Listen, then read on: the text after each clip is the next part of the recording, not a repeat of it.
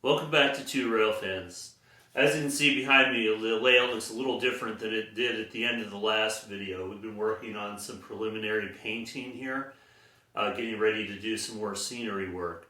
So we thought we'd take you guys through the process of what we've done so far and kind of give an overview of what it looks like today. Before we get on with the video today, if you could please hit that subscribe button if you're not already subscribed, and leave a comment. Let us know what you think or introduce yourself. And thank you guys for watching.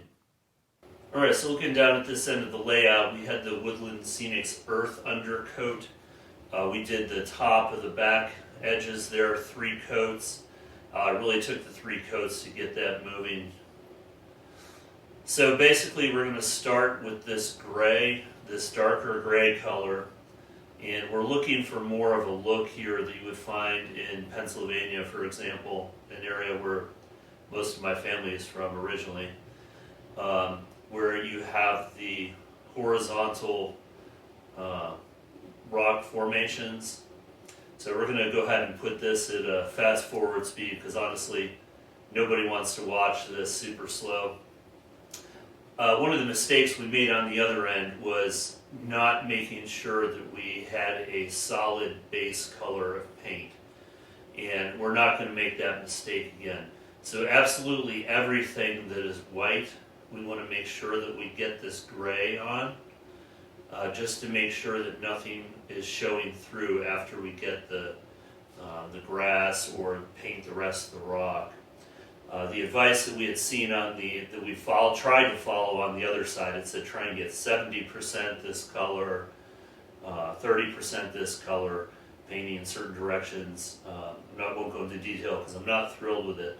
So if what we do on this part of the layout ends up working out better, we may just paint over what we've done on the other end for rock and redo it.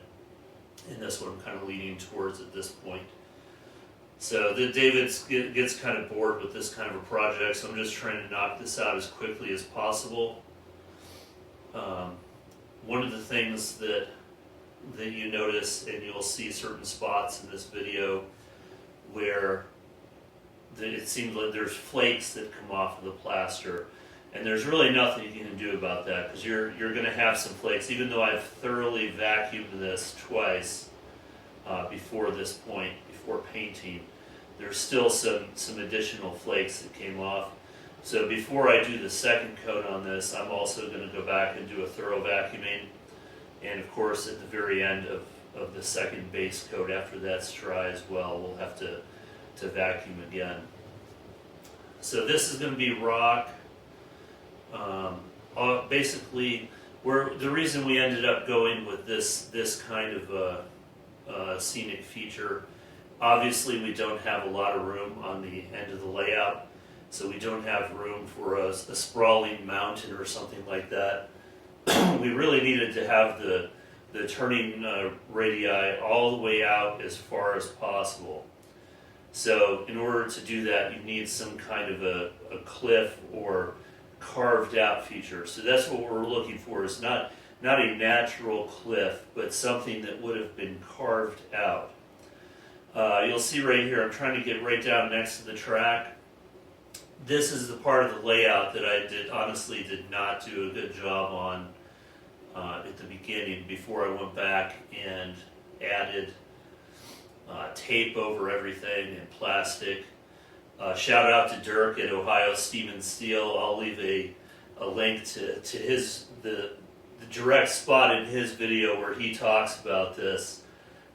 Just posted recently, and talks about being too anxious and not being patient enough to get certain things done right the first time.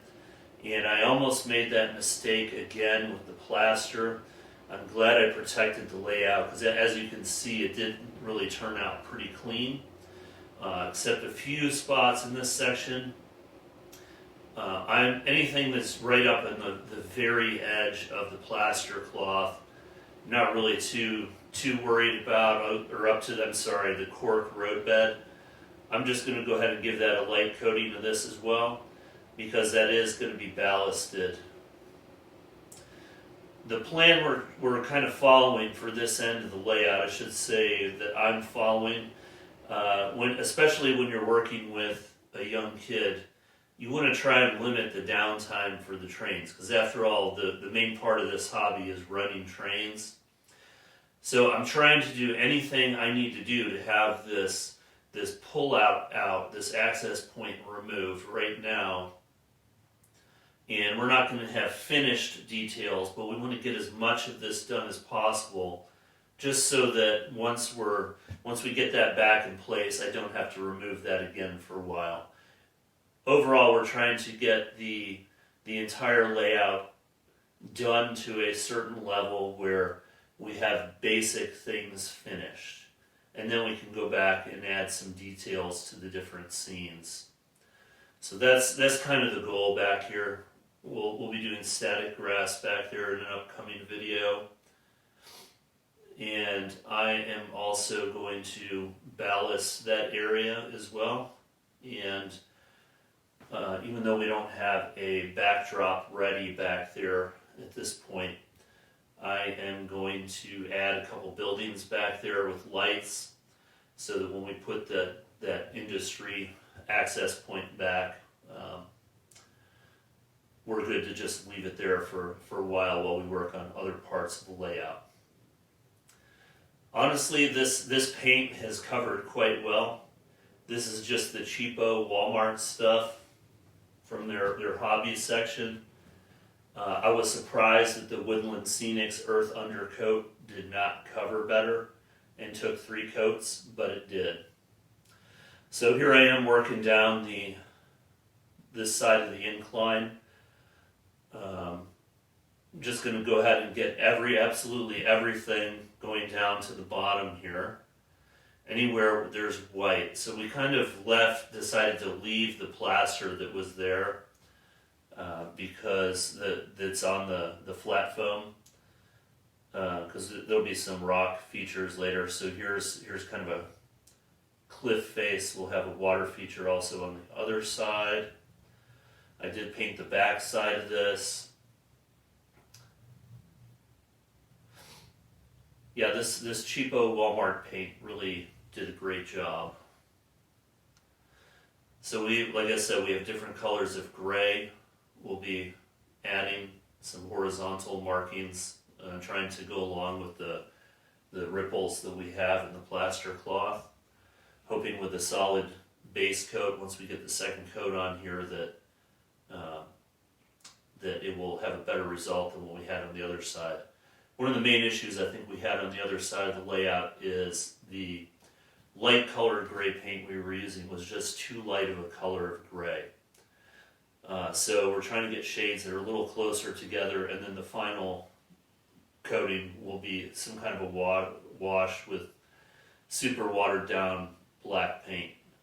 Never got to that stage on the other end because I just wasn't happy with where we are. But once we get down to that end of the layout and have that access point removed, we're going to basically do the same thing. Try and get all the work done that we need to get done for a while and get back to running trains. So not just for David, who's 10, but for me as well. You know, it's not fun having the layout shut down for this.